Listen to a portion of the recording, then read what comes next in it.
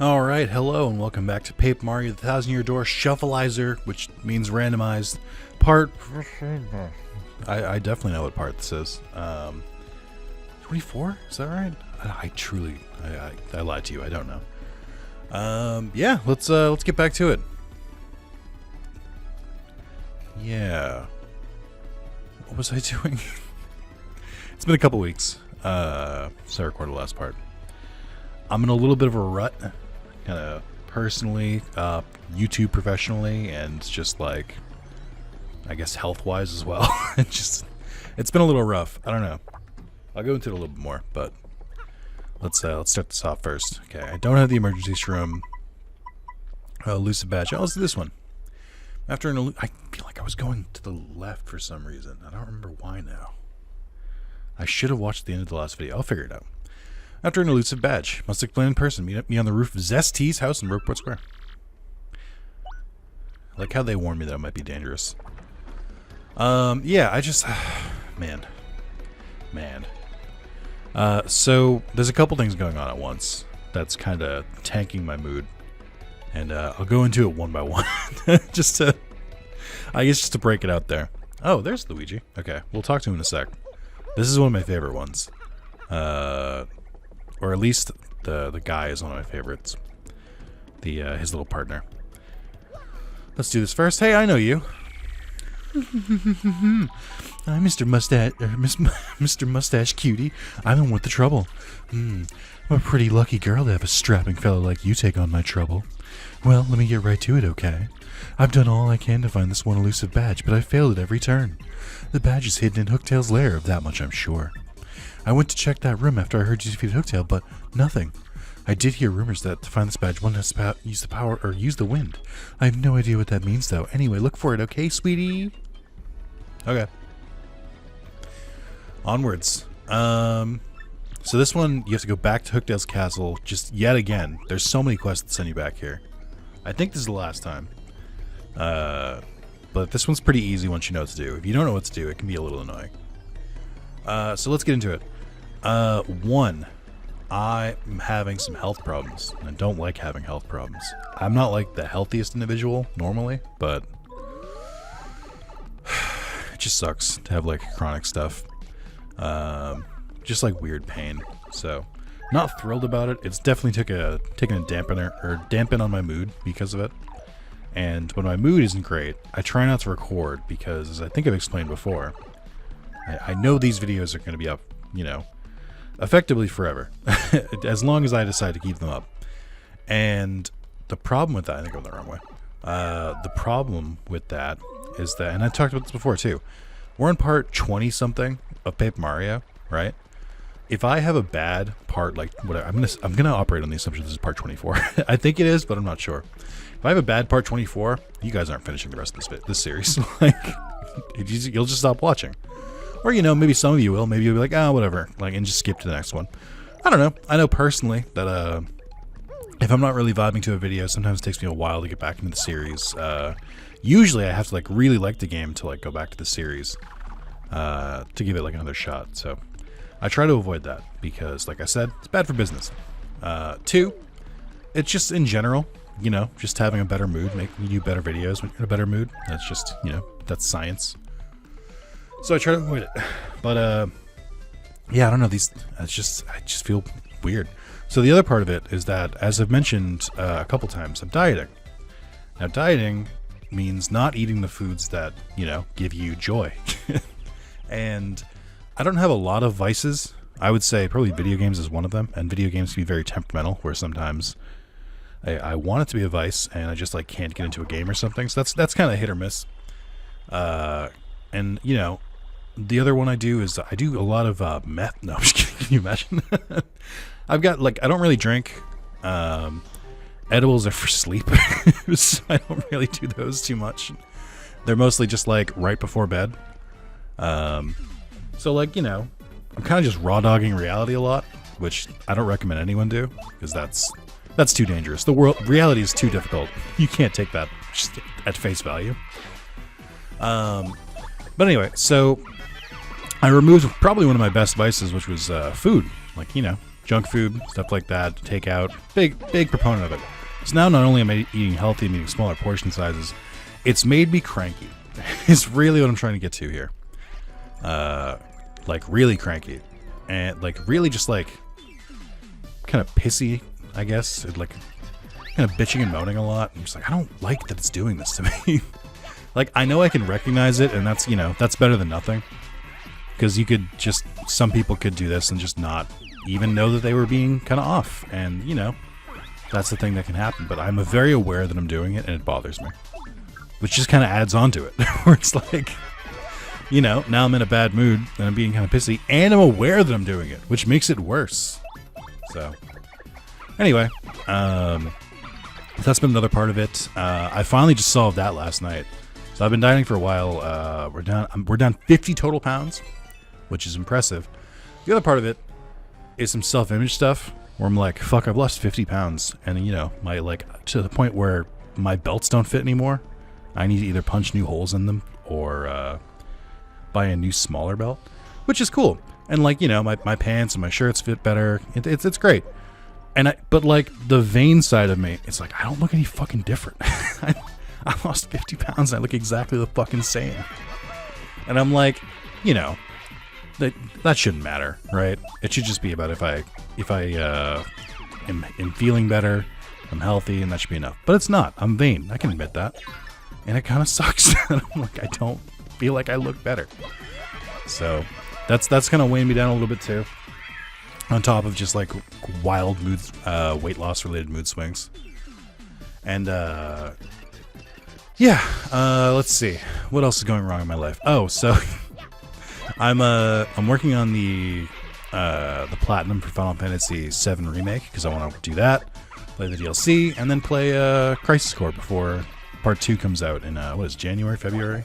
Feels pretty early. So I'm trying to do that, and the platinum sucks. It's really bad. This is like 2 platinums in a row. Not in a row, but like 2 platinums kind of close to each other that just are not good, and they're both Final Fantasy platinums. 16's platinum was awful. 7 Remake, it's kind of the same brand of awful. It's like, hey, play the entire game again, only this time it's harder. Why is it harder? We gave the enemies more damage and more HP.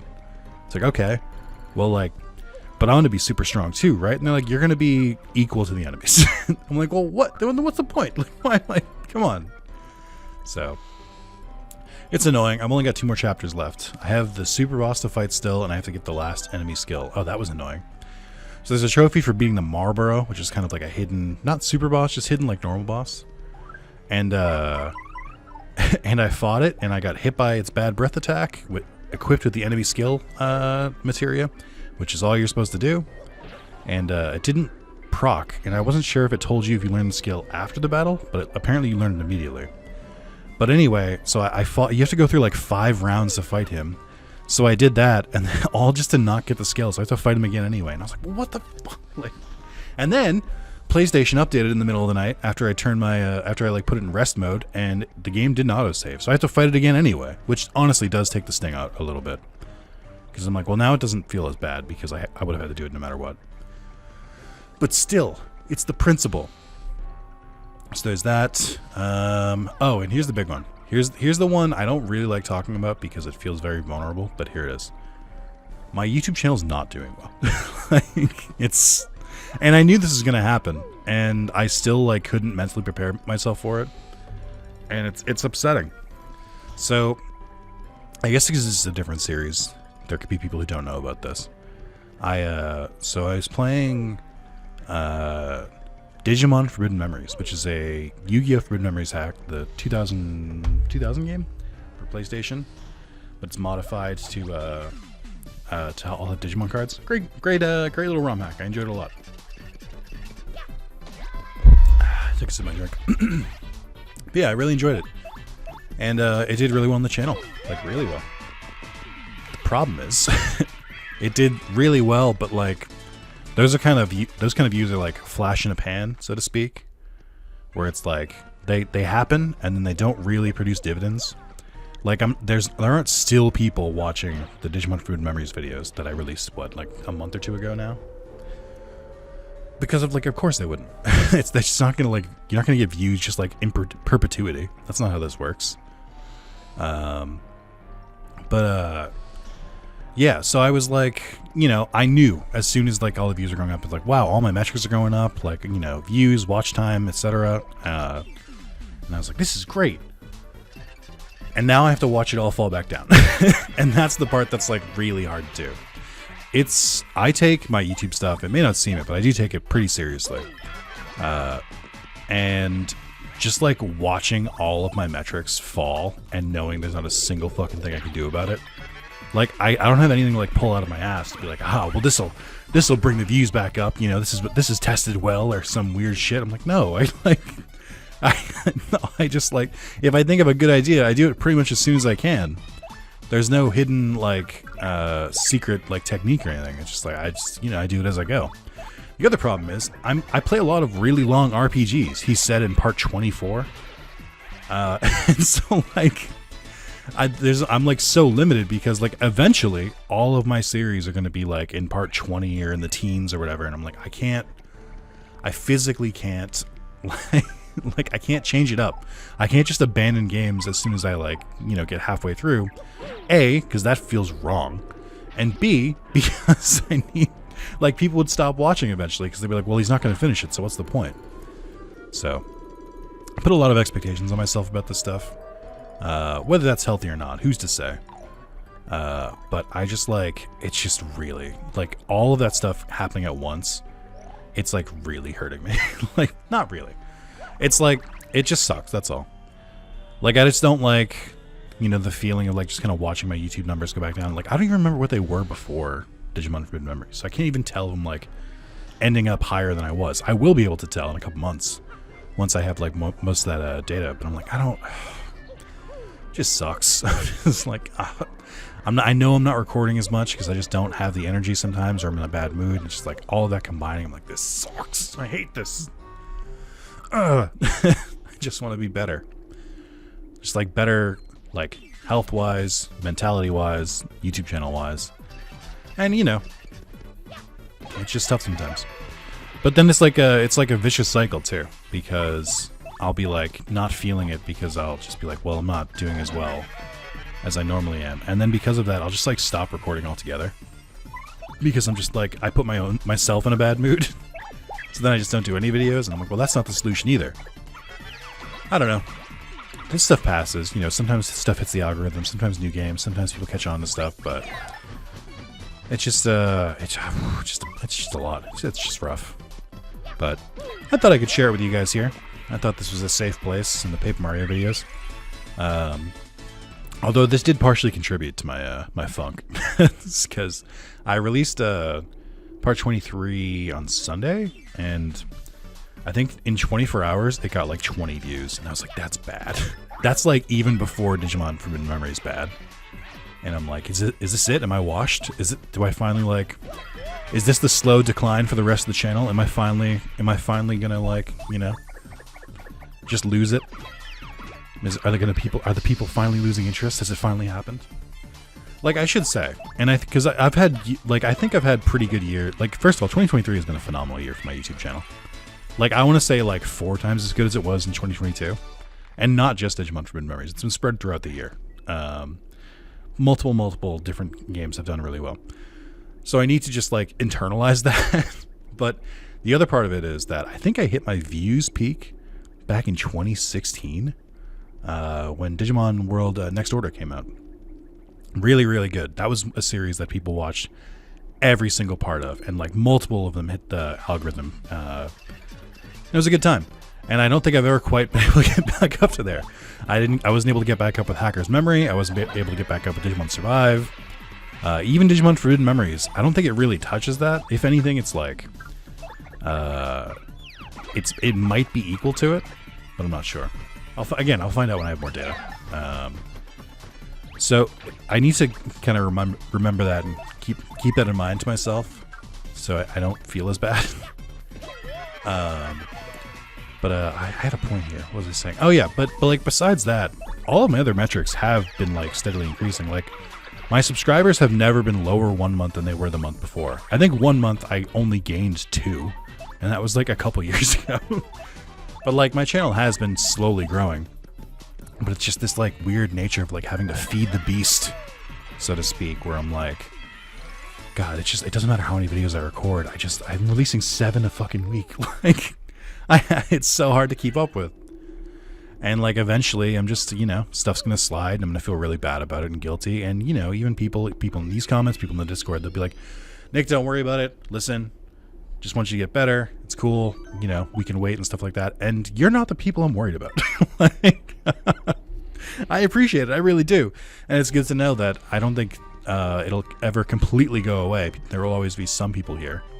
But like, you're not the people I have to work this hard for. It's the more casual viewers. They're not watching this video, so it's fine. Also, is there a... Maybe? So you have to use this somewhere. Oh, here. I think I found it. Oh, that's interesting that it like... You can like walk into it like there's collision. I didn't notice that before. Attack effects B. I don't remember if that's... I don't think that's supposed... Like, I don't think that has to be there. Did you give me a copy of that badge? Do I have 2 of these now? Oh, I guess because it's a key item, it doesn't count. Yeah, that's not the one we're looking for. The one we want is red. It's red. But yeah, I'm just going to keep doing my best. Just keep recording stuff, doing what I can. It's, like I said, it's tough, but, like, it's one of those things where, I think I'm just describing depression is what I'm about to be doing. One of those things, like, once you just start getting, going with it, it's a little easier to maintain than it is to start back up, so...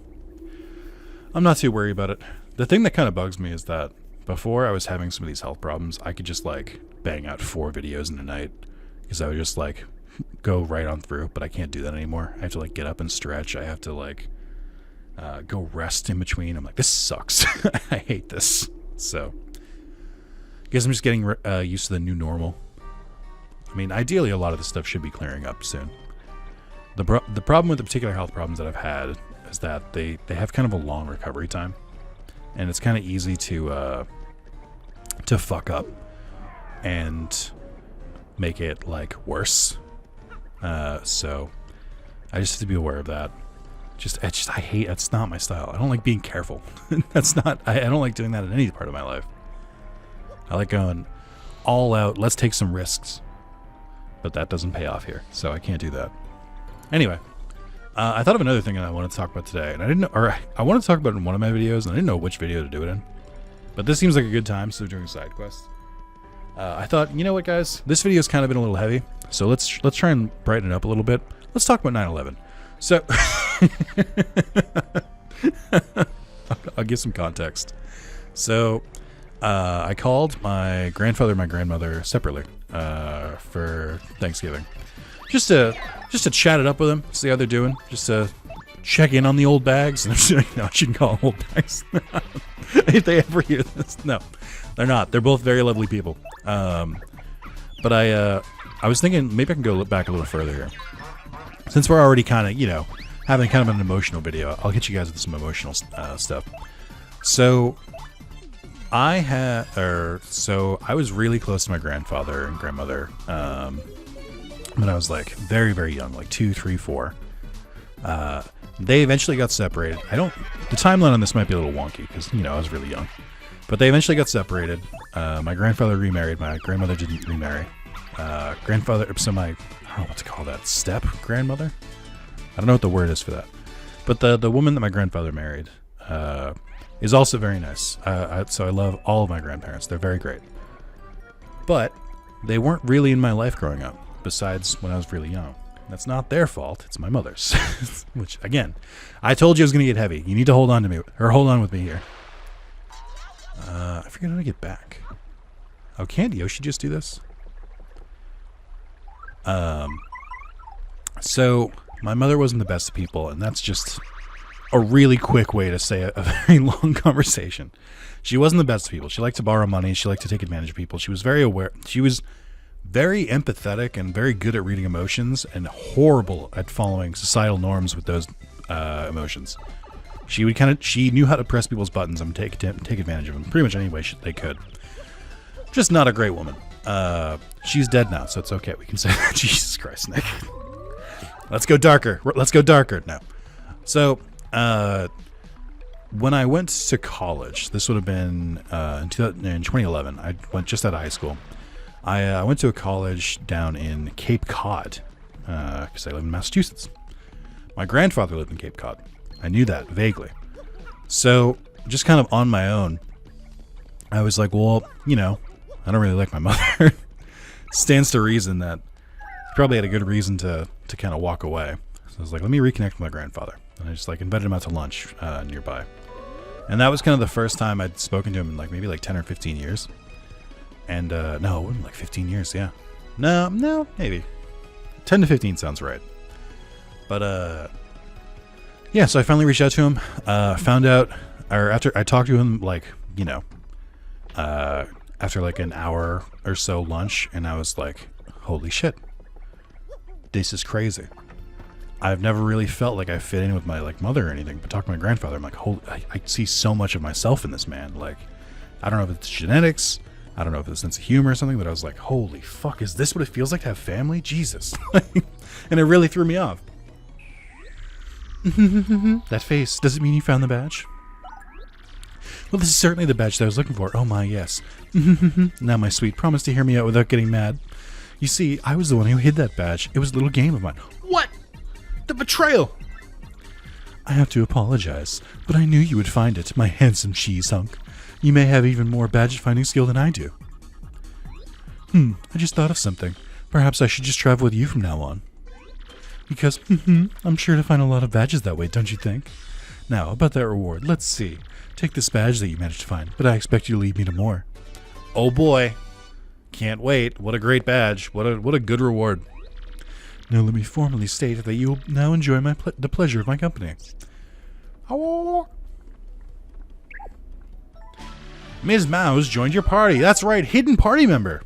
I did not have a banner prepared, so she'll be added next episode. I know I set the expectation last time, but I didn't think about it ahead of time this time. Press X and Ms. Mouse will sniff out any items or objects hidden nearby.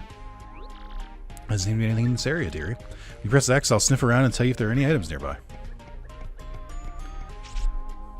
Yeah, but like if you're that close, I don't think I really need it at that point. There's something right near here, sweet. Yeah, I can see it. There's something nearby. I'll let you know, just like I just did just now. So I believe she works. Oh yeah, she can do kiss thieves to steal enemies' items. So this is good because we can start getting those badges that enemies occasionally hold.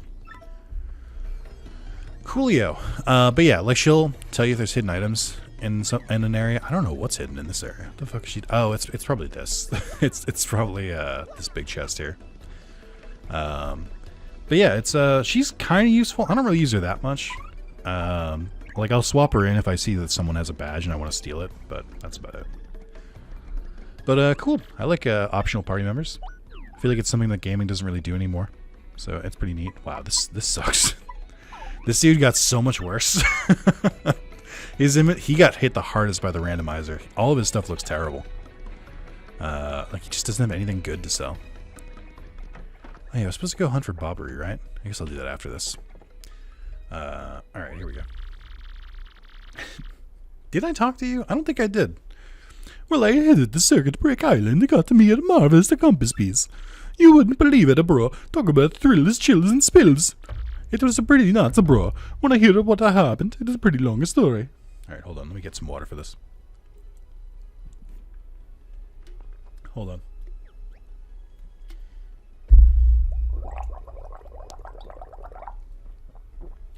Alright. Yep, let's go for it. Hey, it sounds so good to me. Which part of my story do you want to hear, bro? Oh, I can't believe we're only on 4 in. I think there's like 7 of these.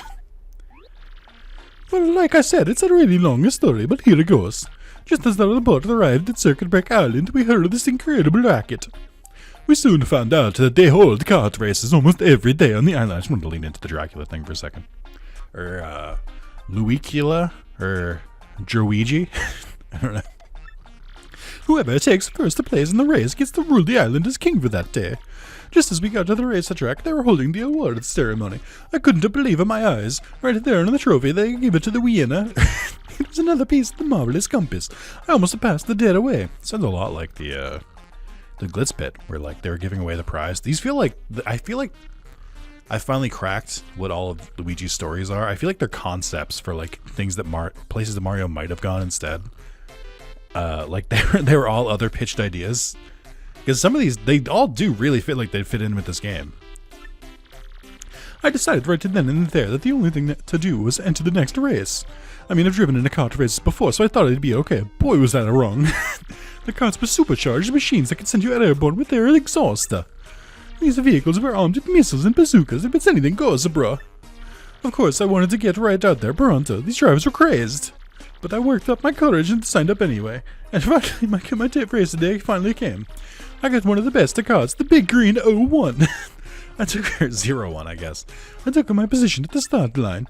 The light went green, I stomped the accelerator and something bad happened. I was in reverse. The bigger green 01 went rocketing backwards at me yelling. "Oh!" I crashed into the wall behind me hard enough to cut off amid a scream.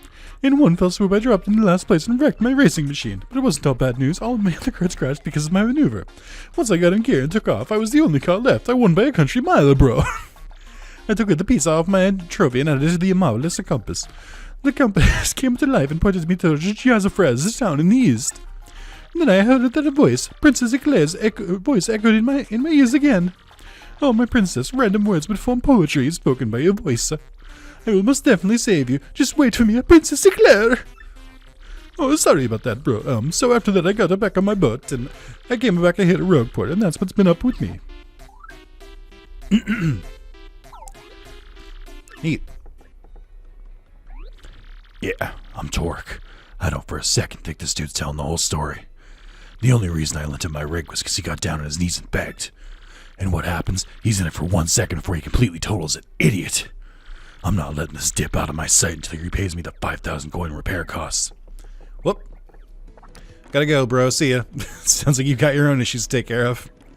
Have fun. Good luck with them. Anyway.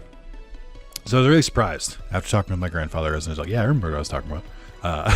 Talking with my grandfather as an adult, because I was like, "Wow, this is like, it all lines up now. I don't feel like such an outsider." So then slowly over time, I went, "Oh, I can't believe I have to do this part. Please deliver the Silver Club. Get at Silver Club newsletter writing stuff for me. Please come pick it up at my house in Twilight Town."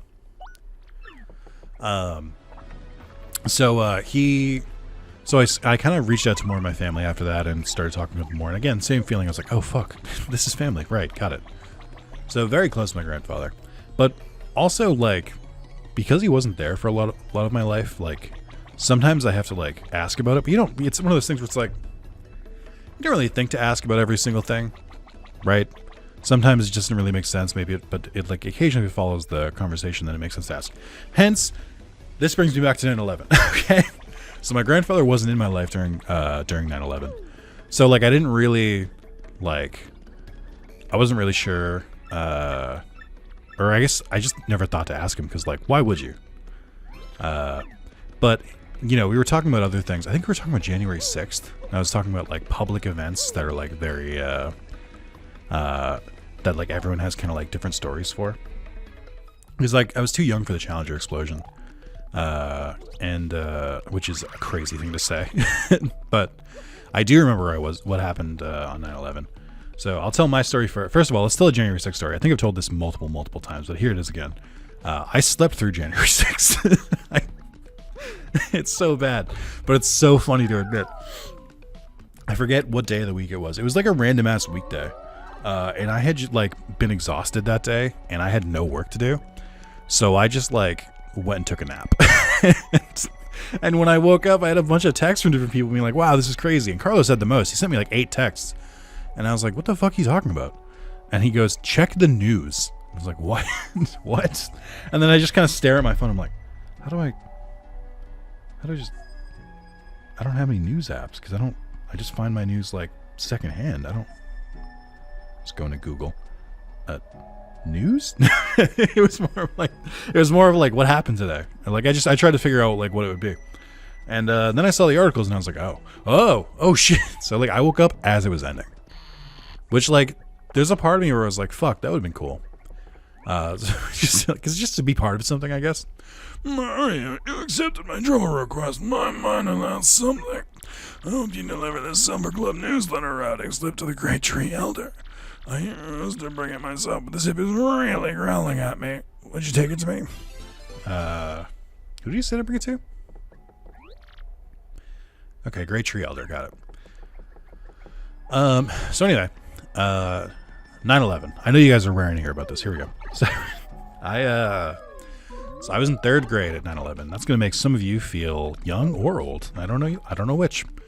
And I was in 3rd grade, and I must have gotten out of school that day, probably like 3 o'clock. I think, I don't know because I'm not a historian, but I believe 9/11 took place like midday. That was part of it. But I don't know that for sure, so I can't say that with full confidence. I just, it sounds right. But, I was going to say, did I get that fire flower? I did. So, I get home that day. All I want to do is watch Nickelodeon, because it's 3 p.m. on a weekday. Homework? What's that? Well, I mean, realistically, I didn't have any homework yet. It was like the first week of school. So, I get home, and I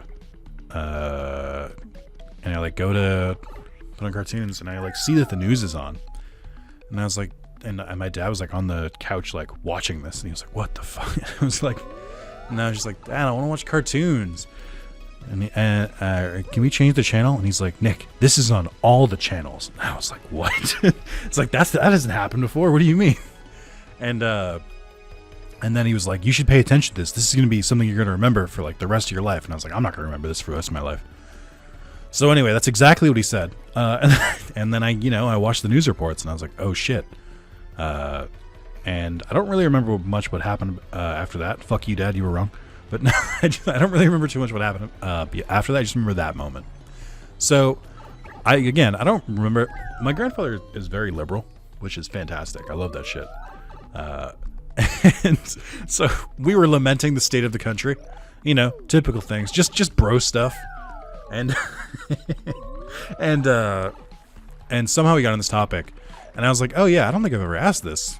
What was 9/11 like to you? Because you would have been like a full-grown adult at a job, right?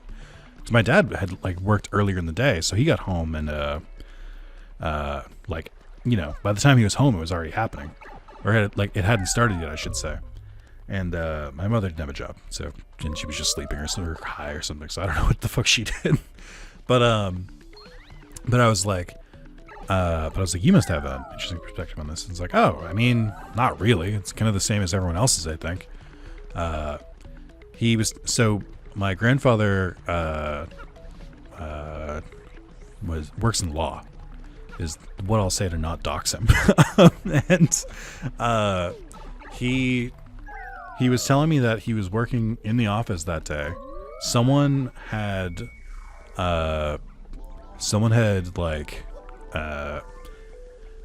walked into his office and been like, "Hey, you got to see this." I was like, "See what?" He's like, "There's something on the TV." He's like, "Yeah, I'm working. I don't care." He's like, no, it's big. There's a terrorist attack. They hit the Twin Towers." And he was like, "What?" Like, justifiably confused. So then he like went in and they watched it on that screen, and they were like seeing it. But that was like, I didn't even think about this. He was watching it as it happened. Like when I had watched it, like at 3 p.m., it was like all footage of like stuff like that was happening.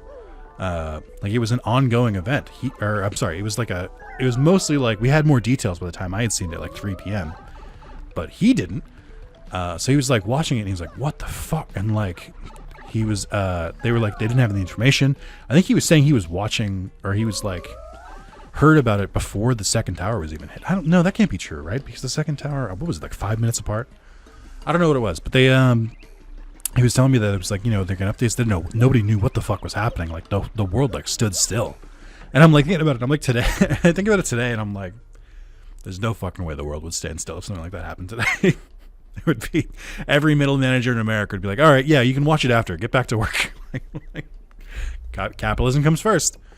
And But he was telling me that, and he was saying like, you know, the next day, like a bunch of like jets and stuff were scrambled, and like there was like high alerts and everything. I was like, oh yeah, I guess I don't remember anything about the fallout because I was too young, right? Like I was just a kid, so anything that like would have happened or like any measures like that, I just wouldn't have known about, or like my dad would have like hidden from me.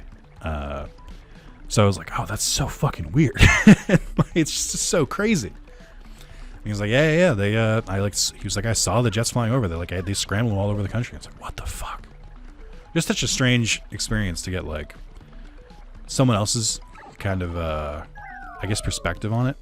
Which kind of leads me to this, like, hey, ask your grandparents, ask your parents shit about like things that happened and see what their reactions are to it. It's pretty interesting. This history thing is pretty cool. I don't know, just call me crazy. But it was just so weird to hear it from like his perspective. I'm probably doing a bad job talking about it because it was like, at this point it was like 2 weeks ago. So, but I was like, I made a like mental note. It's like I have to talk about this because like I hadn't thought about this. But it was weird. And then when I was talking to my grandmother, before I talked to my grandfather, we didn't talk about 9/11, which is a shame. It's fine. But I was talking to her, and she was giving me like updates on all of my cousins and stuff. And apparently, one of my cousins is kind of trying to get into MIT, and that shit's super cool, and I'm super proud of him. Shout out to you, Ian. But there's a big but, and it's not. This has nothing to do with him. It doesn't have anything to do with him. This is purely on me. I had kind of resolved to myself that I was the smartest member of my generation of my family. I think I had kind of accepted it. I'm definitely smarter than my brother. My brother is quick in some parts, but I'm smarter than him, and I think he'd admit that too. Definitely smarter than my sister. Most of my, I have 4 cousins, I think, and I thought Ian gave me a run for my money, but I've never like. Last time I saw most of my cousins, because like they were born well after me, my brother, and my sister. Not well after, but like, let's see, I'm turning 31.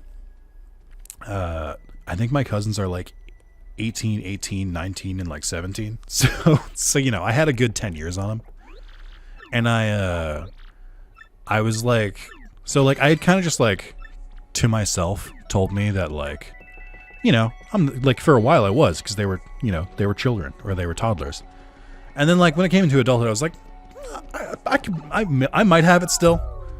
I don't know. Their grades are better, but they had a better home life, so like, you know, we can't measure from that. But I was like, it's one of those things where I was like, it's still up for debate. We won't truly know. I can just like kind of, you know, pretend to myself. No, if one of my cousins is about to get into MIT, then I think I have to relinquish the title.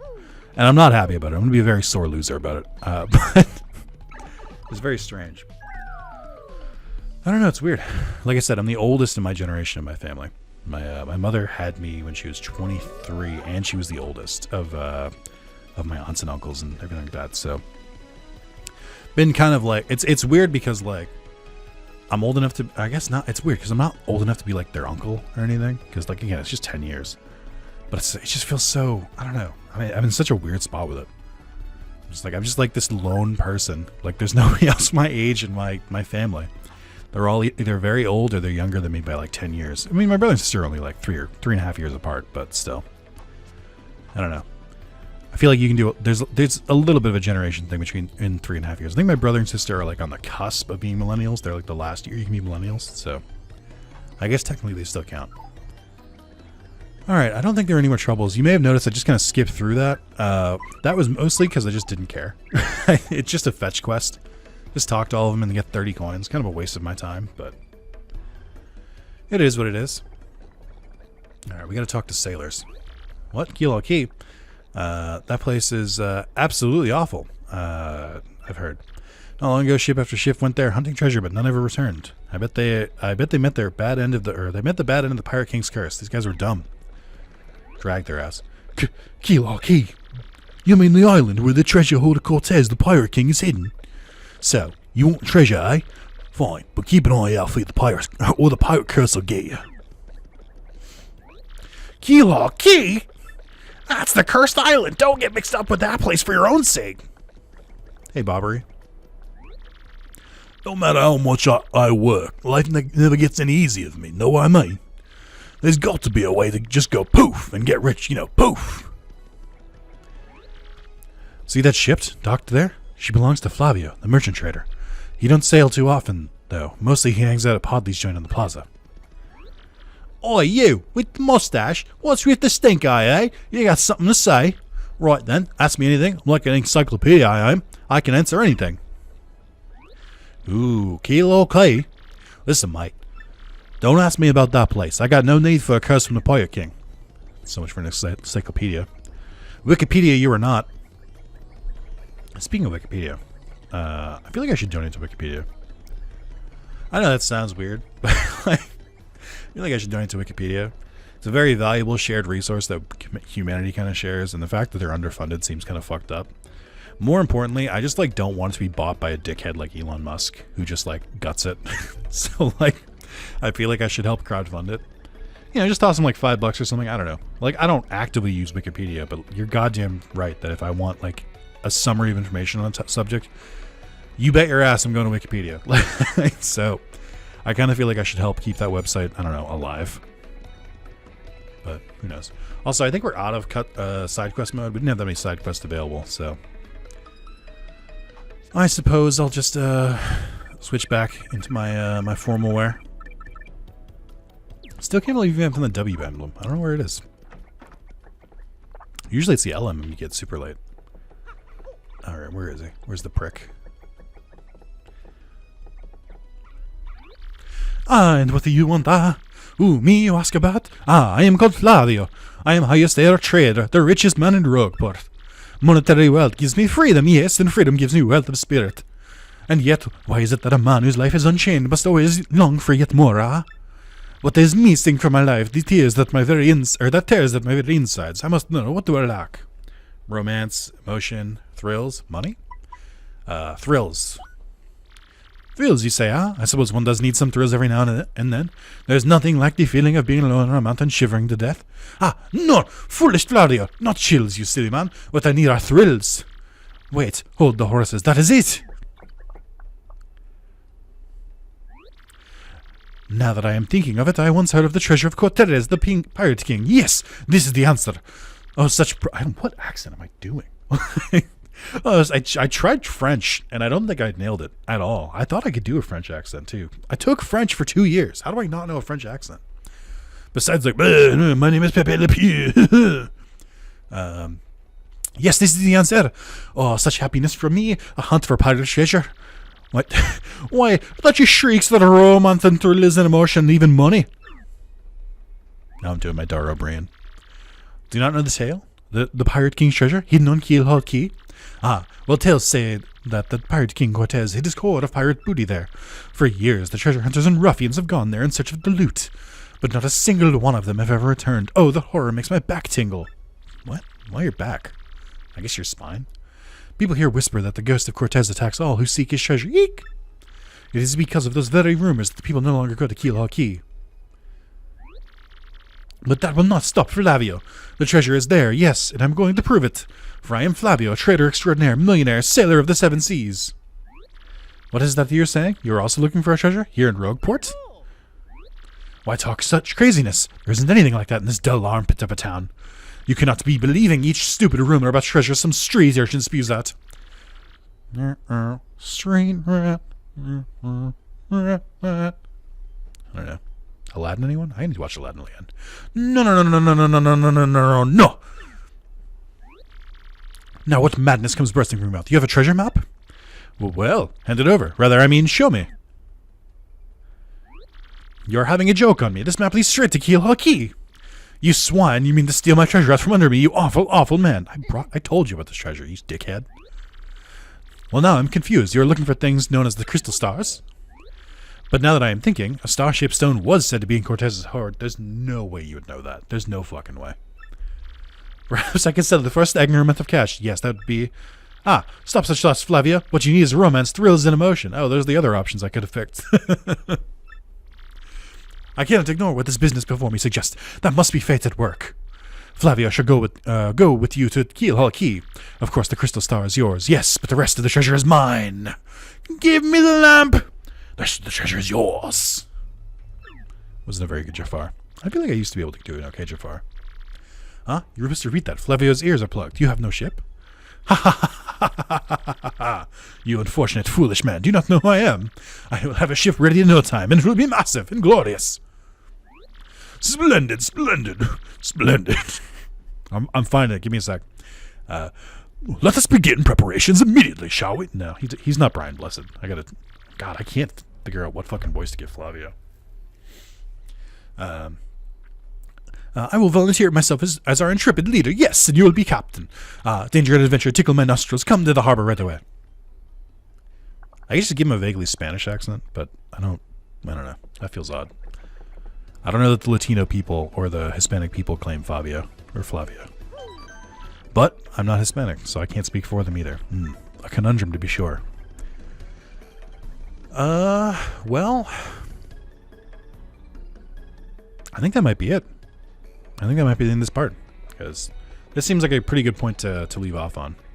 And so we're about to set up an adventure. And so we're about to go sailing, sailing across the world. Something, something, floating psycho ward. It's the Cabin Fever song from Muppet Treasure Island. I get to make Muppet Treasure Island jokes. Oh my god, I gotta rewatch the movie so I can be ready. Oh my god, I completely forgot. I gotta do that. That's definitely why we have to end the part. I have to watch Muppet Treasure Island so I can make lore-accurate jokes. Okay. Fuck, but that's 2 hours of my life. That's okay. 2 hours well spent. All right. I'm getting ready. I'm excited. I'm going to make so many. You're going to be so upset if you haven't seen these movies. All right. Thank you guys for watching today. Thank you for listening to me kind of vent in the beginning. If you made it this far, I appreciate it. And yeah, I don't know. It's one of the, like I said, it's one of those things. I already feel different from when I started the video to now. It's just, just got to shake it off. But it is kind of a bummer. I've got some stuff working against me, and I would prefer if, maybe a couple of them would just, go away. I can deal with the crushing weight of my own expectations that I set on myself about a YouTube channel, but not among other things. But thank you guys so much for watching. I'll see you in part 25? Alright, Nick. Let's put our money where about this. Oh, I'm so far off. Oh, I'm so bad. This is embarrassing. Oh, this is part 21? Are you kidding me? I feel like I've been in the 20s for so long. How did I do that? How did I mess up so badly? Hold on, that can't be right. Maybe I just numbered part 20 wrong. Nope. Okay. Why did I think it was on part 24? Oh my god, dude. Anyone who corrects me in the comments, you're admitting to yourself that you did make it to the end of the video. So, keep that in mind. I'll know if you're a filthy fucking liar. So, thank you guys for watching. See you in the next part. I can't say goodbye because my OBS and Audacity are minimized. Here we go. Thank you, and I'll see you in the next video. Goodbye.